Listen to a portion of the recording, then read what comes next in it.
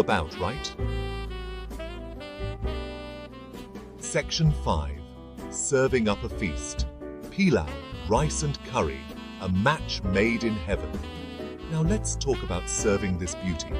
For me, there's no better companion for a delicious curry than a big bowl of fluffy pilau rice. The fragrant rice soaks up all those lovely curry juices, creating a match made in culinary heaven.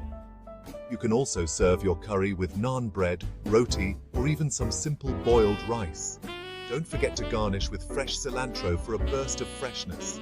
And if you're feeling really fancy, a dollop of yogurt or a sprinkle of toasted almonds on top will take it to the next level. Section 6. Get cookin', curry lovers. Your taste buds will thank you. So there you have it, my friends.